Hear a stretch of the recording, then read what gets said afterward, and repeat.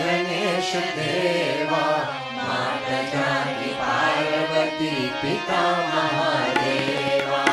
जय गणेश जय गणेश जय गणेश देवा, माता जानकी पार्वती पिता महादेवा। रघुवन का भोग लगे संत करे सेवा, रघुवन का भोग लगे संत करे सेवा, संत करे सेवा, संत करे सेवा। जय गणेश जय गणेश जय गणेश देवा, माता जानकी पार्वती पिता महादेवा, माता जानकी पार्वती पिता महादेवा। एक दंत दयावंत चार भुजधारी, एक दंत दयावंत चार भुजधारी, माथे पे सिंदूर सोहे मोस की सवारी, माथे पे सिंदूर सोहे मोस की सवारी। दुखियों के दुख हरत परमानंद देवा, जय गणेश जय गणेश जय गणेश देवा, जय गणेश जय गणेश जय गणेश देवा। माता जानकी पार्वती पिता महादेवा, माता जानकी पार्वती पिता महादेवा। अंधन को आँख देते कोढ़ियन को काया, अंधन को आँख देते कोढ़ियन को काया। बांझन को पुत्र देते निर्धन को माया, बांझन को पुत्र देते निर्धन को माया। भव से पार करो नाथ भजन करो तेरा, जय गणेश जय गणेश जय गणेश देवा, जय गणेश जय गणेश जय गणेश देवा। माता जानकी पार्वती पिता महादेवा, माता जानकी पार्वती पिता महादेवा। जो तेरा ध्यान करे ज्ञान मिले उसको, जो तेरा ध्यान करे ज्ञान मिले उसको। छोड़ तुझे और भला जाऊं मैं किसको, छोड़ तुझे और भला जाऊं मैं किसको। हे देवा कृपा करो कष्ट हरो मेरा, जय गणेश जय गणेश जय गणेश देवा, जय गणेश जय गणेश जय गणेश देवा। माता जानकी पार्वती पिता महादेवा, माता जानकी पार्वती पिता महादेवा, माता जानकी पार्वती पिता महादेवा। ओम श्री राम कृष्ण भगवान की जय।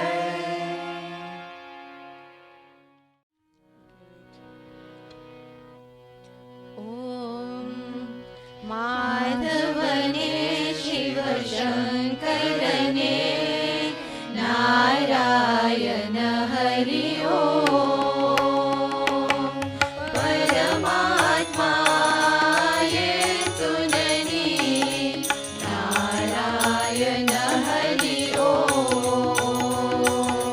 माधवने शिवशङ्करने नारायण हरि ॐ परमात्माये तुननि नारायण हरि ॐ हरि हरि ॐ शिव शङ्कर ॐ कैलासवासानि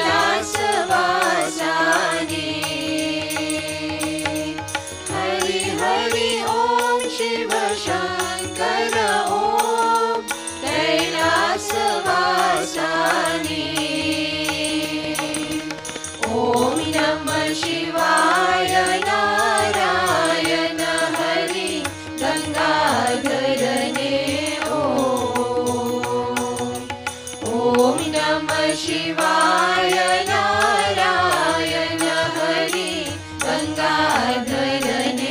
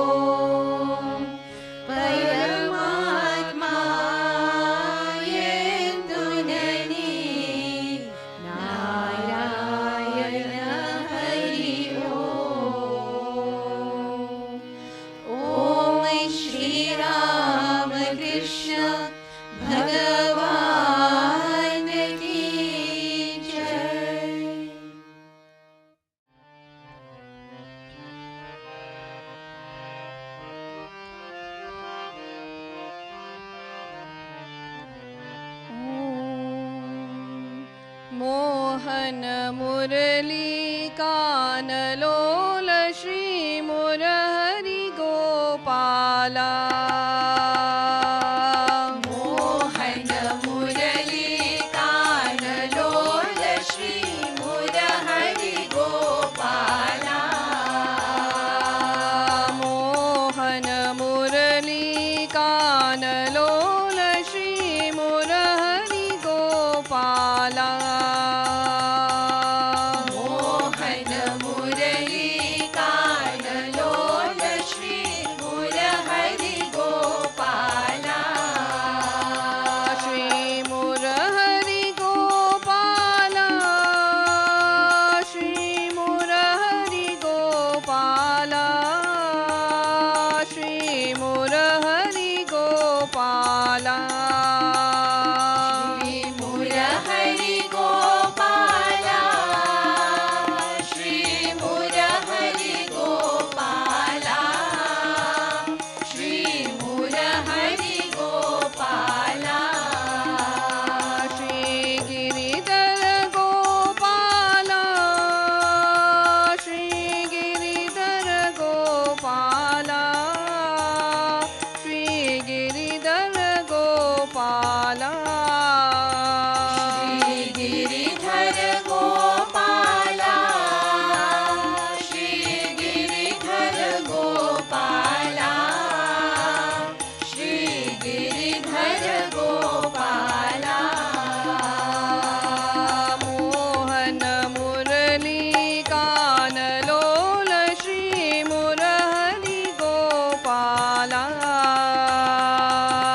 मोहन मुरली कानलोल श्री मुरहरि गोपाला गोपियों का नंद लाला गोपियों का नंद लाला गोपियों का नंद लाला गोपियों का नंद लाला गोपियों का नंद लाला गोपियों का नंद लाला गोकुल का नंद लाला गोकुल का नंद लाला गोकुल का नंद लाला गोकुल का नंद लाला गोकुल का नंद लाला गोकुल का नंद लाला मोहन मुरली कानलोल श्री मुरहरि गोपाला मोहन मुरली कानलोल श्री मुरहरि गोपाला मीरा का नंद लाला भक्त मीरा का नंद लाला भक्त मीरा का नंद लाला मीरा का नंद लाला भक्त मीरा का नंद लाला भक्त मीरा का नंद लाला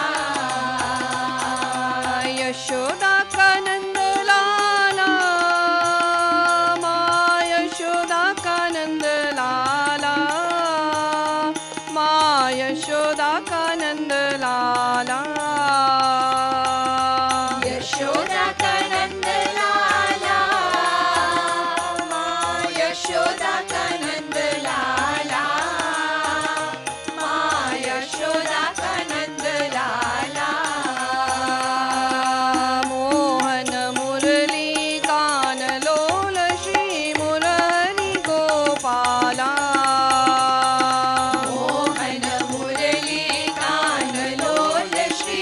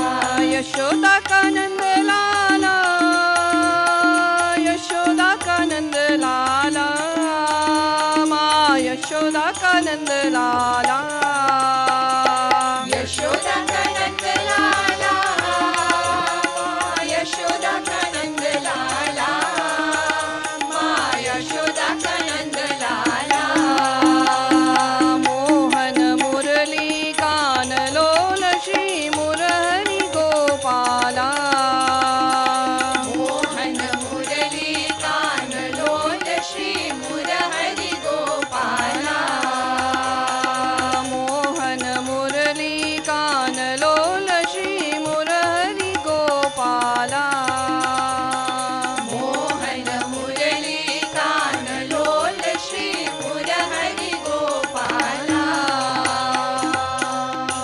मोहन मुरली कान लोल श्री मुरहरि गोपाला ओम श्री राम कृष्ण भगवान की जय।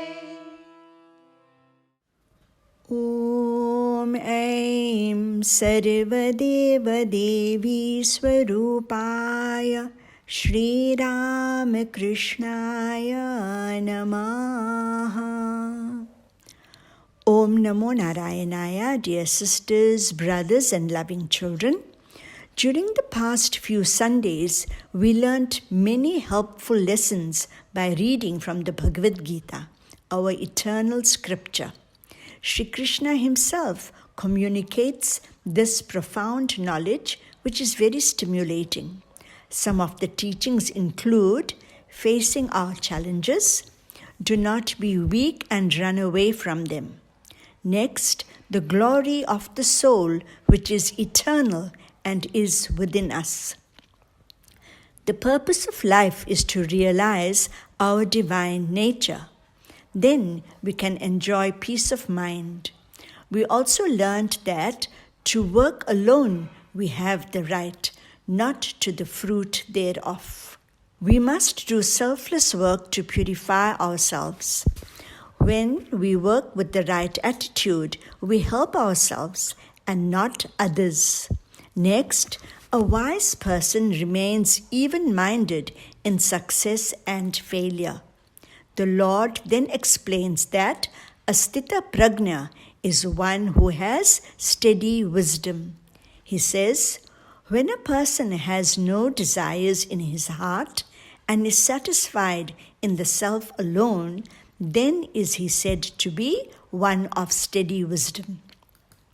Today, we shall conclude the discussion on chapter 2 of the Bhagavad Gita.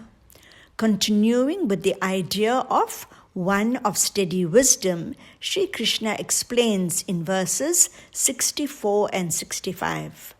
The disciplined man, moving among sense objects with the senses under control and free from attraction and aversion, attains tranquility. In tranquility, all one's sorrows are destroyed, because the intellect of the tranquil-minded soon becomes firmly established in the self. There are many examples in Sri Sharda Devi's life to show that Mother was absolutely tranquil at all times. Mother was not tempted by riches or any wealth. Once, when a rich man offered Sri Ramakrishna 10,000 rupees, the master refused to accept it. The man then offered it to Mother Sharda, who said, "My acceptance of the money is as good as the master's acceptance of it. I will certainly not take it." This is a wonderful lesson of a person who has the senses completely under control. When Sri Sharda Devi was on a pilgrimage, she went to the beautiful temple of Lord Shiva in Rameshwaram. The Raja of Ramnath heard that Holy Mother had come. He opened the treasury for Mother to select whatever she wanted. But Holy Mother did not accept anything. In order not to hurt the Raja's feelings, Mother asked her niece Radhu to take what she wanted. Mother then immediately became worried that Radhu might select something very expensive. She prayed, "O Master, do not let Radhu be tempted by these riches." Amazingly, the young girl merely asked for a pencil because she had lost hers. Holy Mother felt completely relieved. We should be content with whatever we have so that we can enjoy peace and spend more time in prayer and other spiritual practices. Mother Sharda said, householders have no need of external renunciation. They will spontaneously get internal renunciation. The Master had said, householders must practice self-control after the birth of 1 or 2 children. Spiritual progress becomes easier if husband and wife agree in their views regarding spiritual practices. In verse 66, the Lord reminds us that there is no spiritual understanding for the uncontrolled, nor can he meditate. Without meditation, there is no peace, and without peace, how can one have happiness? It is important to sit for a few minutes every morning and evening to meditate. This helps us to control the restless mind. Our Guruji used to say that during meditation, we must watch our minds. In other words, watch our thoughts. See where your mind is going. Then say to yourself, I am not that. I am the Atman, which is Satchit Ananda. I am full of peace and bliss. As we do this regularly, we will find that the mind becomes calm and controlled. The Lord says in verse 67 of the Gita, just as a gale carries away a ship on the waters, the mind that yields to the wandering senses carries away the discrimination. Many people complain, as soon as we sit to pray or meditate, the mind begins to think of everything but God. We think about what we have to do and what has already been done. Holy Mother advises us, my child, the mind is just like a wild elephant. It races with the wind. Therefore, one should discriminate all the time. One should work hard for the realization of God.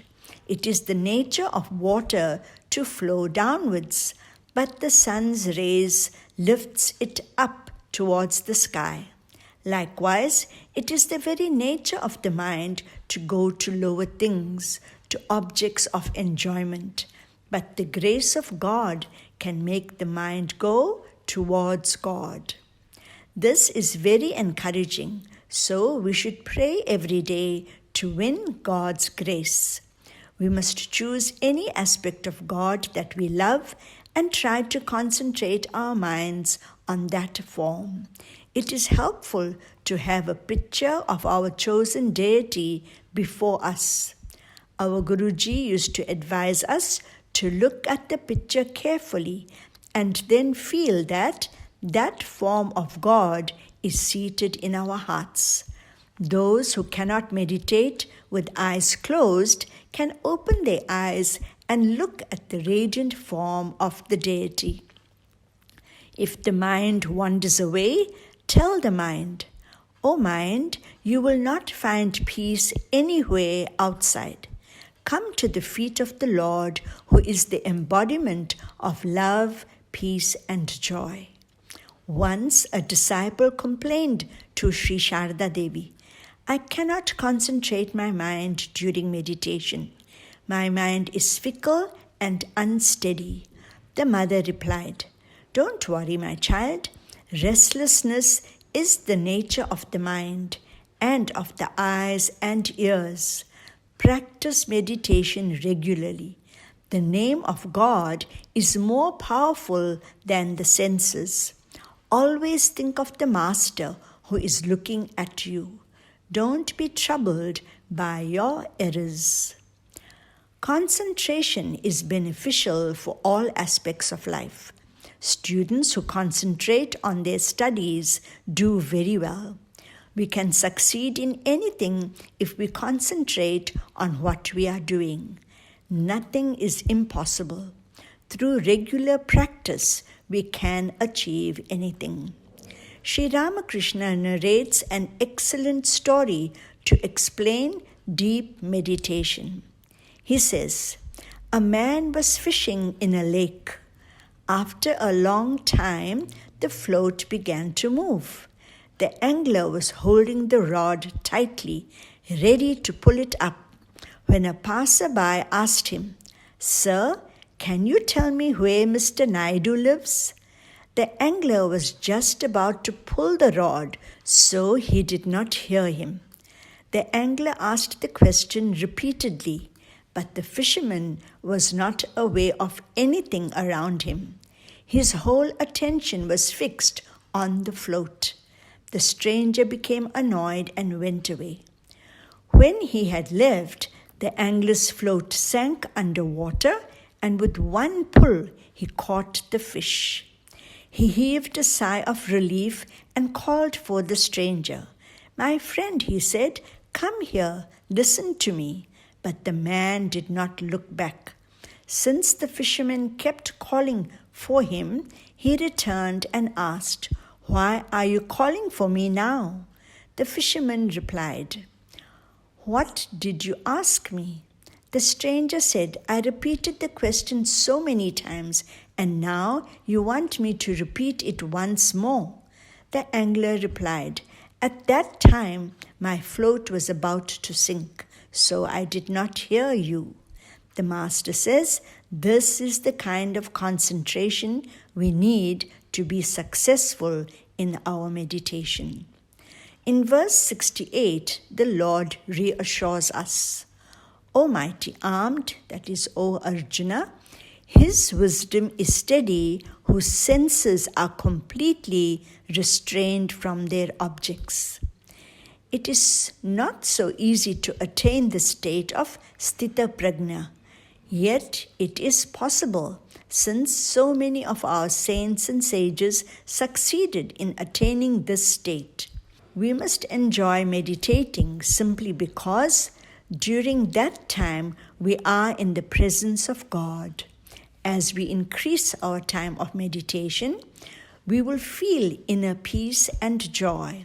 It is important to persevere on this path, as it is very precious and so not so easy to achieve.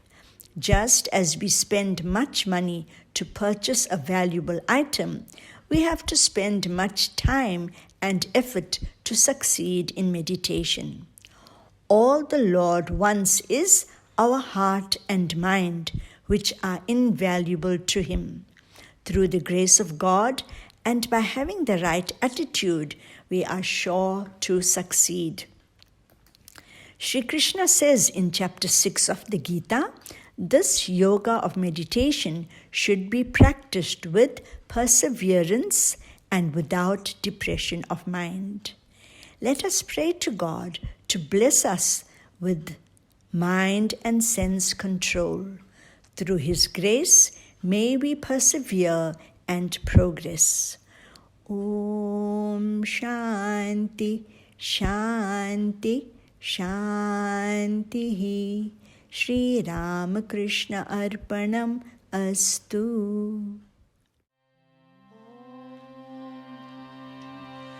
Brahmamurari Surajithalingam Nirmalabhashita Shobhitalingam Janmajadoka Vinashakalingam Tatpranamami Sada Shivalingam Tatpranamami Sada Shivalingam Devamuni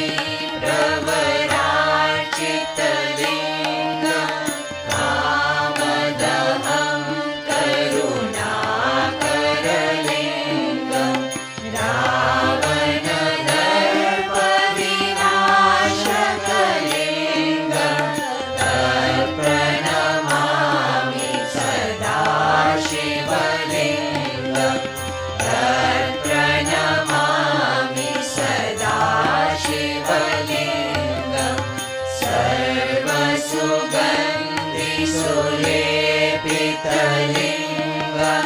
बुद्धिविवर्धनकारणलिङ्गं श्वेतसुरासुरवन्दितलिङ्गं तत्प्रणमामि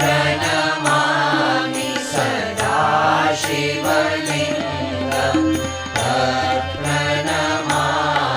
सदा शिवलिङ्गं कनकमहामणिभूषितलिङ्गं फणिपतिवेशितशोभितलिङ्गं दक्षसुयज्ञविनाशनलिङ्गं तत्प्रणमामि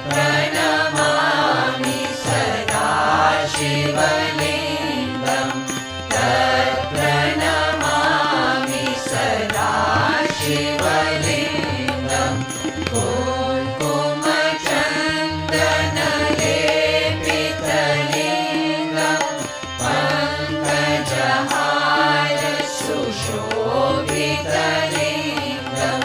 सञ्चितपापविनाशनलिङ्गं तत्प्रणमामि सदा शिवलिङ्गं तत्प्रणमामि सदा शिवलिङ्गं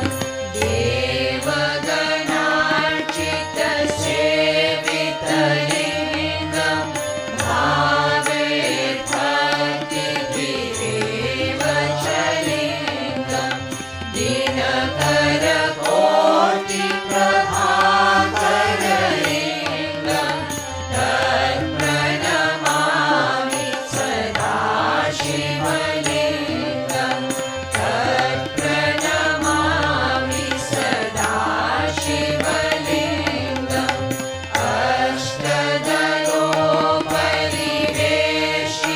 अष्टदलोपरिवेशितलिङ्गं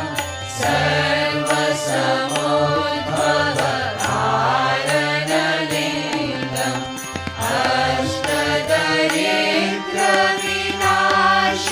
अष्टदरिद्रविनाशितलिङ्गं तत्प्रणमामि सदा शिवलिङ्गं तत्प्रणमामि सदा शिवलिङ्गं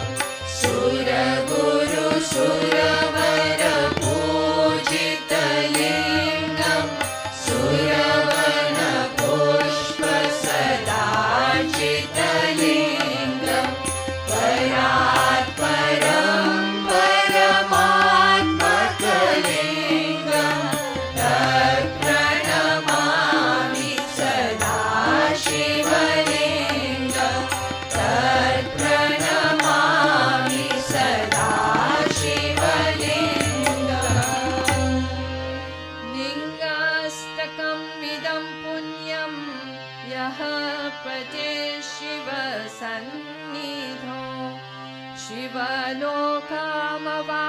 शिवलोकमवाप्नोति शिवेन सह मोदते शिवेन सह मोदते ॐ श्रीरामकृष्ण भगवान् की जय।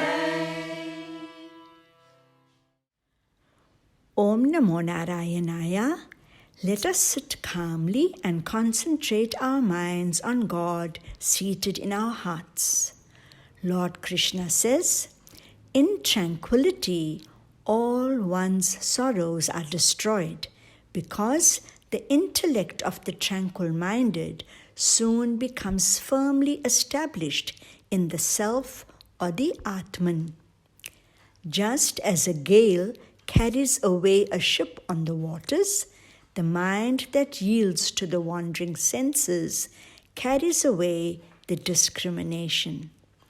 Let us pray to God to give us a calm mind so that we can pray and meditate. Om Shanti, Shanti, Shanti.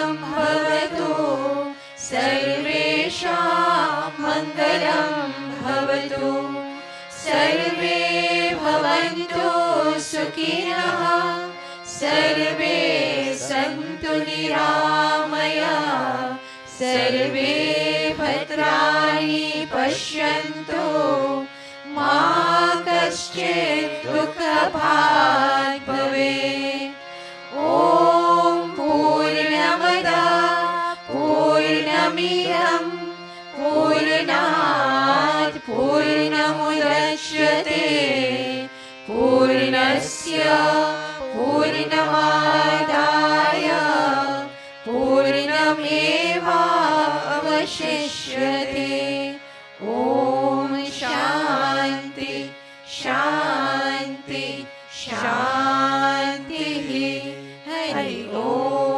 तत्सत् जय श्री गुरु महाराज की जय। महामाई की जय। स्वामी जी महाराज की जय। गंगा मात की जय। महावीर स्वामी जी की जय। सर्व ऋषि मुनीन की जय। पार्वती पतये हर हर महादेव की जय। ॐ नमो नारायणाय।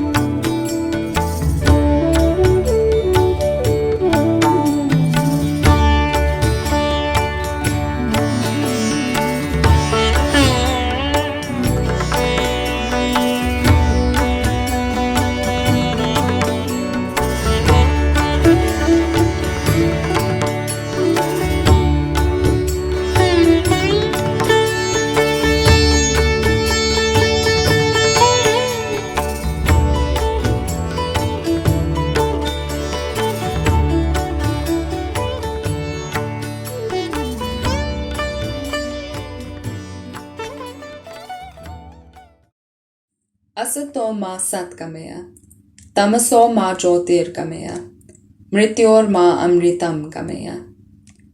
From untruth, O Lord, lead me to truth. From darkness, lead me to light. From death, lead me to immortality. Respected elders and loving brothers and sisters, Om Namo Narayanaya. On the 12th of January was the 157th birth anniversary of Swami Vivekananda. That day was also National Youth Day in India. The two events occurring on the same day was no coincidence. In 1984, the government of India decided that the philosophy of Swamiji and the ideals for which he lived could be a great source of inspiration for the youth of today. Mahatma Gandhi had also emphasized the importance of spreading Swamiji's teachings amongst the youth. Therefore, the 12th of January was both a celebration and a day of remembrance in honor of Swami Vivekananda, the great spiritual leader. The life of Swamiji is so rich with significant moments that the youth can always tell a story that has resonated with them. Therefore, the youth should automatically know the importance of being truthful, brave, and determined, because these are the lessons Swamiji learned in his own life in order to face the challenging world, and it is no less challenging for the people of today. In the last few years, there has been an outbreak of violence, hatred, and discrimination in our communities. Our world is suffering. We know that now more than ever since the beginning of the coronavirus. Our people are in pain. This is the reality. Moreover, the saddest truth is that it is often the youth who are in the center of much chaos. The youth are constantly weighed down by the problems of the world, from observing it on social media platforms or hearing it from others around them, or perhaps they themselves experience hardships. There is so much negativity in the world that often the hope for a better future seems to be drowned in darkness. We have always been told that it is the youth who are meant to bring the change for a better future. Mahatma Gandhi had once said, "Be the change you want to see in this world." Nowadays, the youth find that to be a little pressurizing. Most youth are uninterested in doing anything at all, let alone come up with solutions to problems that exist in society. Why should they care about a dying world? Why should they have to fix the problems that they did not even create? Why should they even try at all? It is very easy to want change. The difficulty lies in changing ourselves and our mindset to accommodate hardship. If we look at Swamiji, we come across certain traits in his character that seem to be lacking in the society of today. Throughout his life, Swamiji faced many hardships. After his father's death, his family was plunged into a life of poverty. Swamiji sought comfort in the Divine Mother, and he was able to overcome his struggle. After the Master's passing, Swamiji and his brother disciples entered into the monastic life. They slept in a dilapidated house. Day after day, they begged for food on the streets. Society looked down upon them. Swamiji saw the suffering of people around India. All this bore an emotional and physical stress. However, Swamiji never took pity on himself. Instead, he was inspired to regenerate India and uplift her people by spreading the message of Vedanta in the East and the West. When Swamiji arrived in Chicago to attend the World's Parliament of Religions, he had little money and lacked the credentials to register as a delegate. Swamiji did not give up on his hope for a better future for his people. In fact, he was even more determined. He said, "Strength is life, weakness is death. Arise, awake, and stop not till the goal is reached." For us, any small problem that we have to face is first dealt with a complaint, and then maybe, if we really have to do it, because no one else is going to do it for us, we come up with the solution half-heartedly. and then we complain some more. For those of us who pray to God or talk to Him in difficult moments, we ask, why are you not listening? Why can't you just help to put it right? You're God. I'm just me. What can I possibly do? God gave us the answer through Swamiji's words. All power is within you. You can do anything and everything. Believe in that. Do not believe you are weak. Stand up and express the divinity within you. The point I am trying to make is that we are so stuck in this mindset of ours that we cannot achieve. We forget how much we can do. We forget how much change we can bring. Yes, we are human. And yes, we are limited by that in some way. But is God not seated in our hearts? Does He not exist in our thoughts? To me, that means our potential is limitless. That means we can overcome the constant hurdles of life. Swamiji was once human too, and nothing, especially not his own mind, could stop him from facing the world. Our mind is one of the best assets we possess.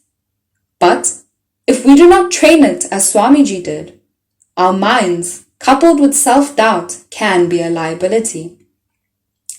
In the Bhagavad Gita, Shri Krishna said, your mind can be your best friend, or your mind your worst enemy. If you think you are weak, then weak you will be. If you believe you are going to create a better future, that belief can turn into reality. Obviously, thoughts have to become action, otherwise change will never occur. And this world needs change.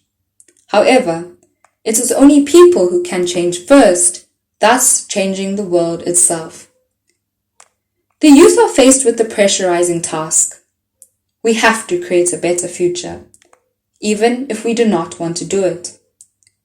The youth who sit in the shrine of the ashram are of a different nature to most children. The main reason for this is that we know Swami Vivekananda exists in everyone. At least I hope we do. We must have his traits of honesty, bravery, and determination to make that difference we so desperately need. However small or big, we must help to create a better world. We just need to have faith. Faith in ourselves. Faith in God. Because with that sort of mindset, anything is possible. Through the grace of God and through the grace of Swamiji. In conclusion, I would like to recite a poem. When I asked God for strength, He gave me difficult situations to face. When I asked God for brain and brawn, He gave me puzzles in life to solve. When I asked God for happiness, He showed me some unhappy people. When I asked God for wealth or favors, He showed me how to work hard. When I asked God for peace, He showed me how to help others. God gave me nothing I wanted. He gave me everything I needed. In this time of great difficulty, I hope that we may all find the strength to face the challenges that exist now. In helping others and acting as our Master Sri Ramakrishna would have expected of his disciples, we can bring peace to a world that is in chaos. And if we remember that we have God, we know we have everything. Hari Om Tat Sat.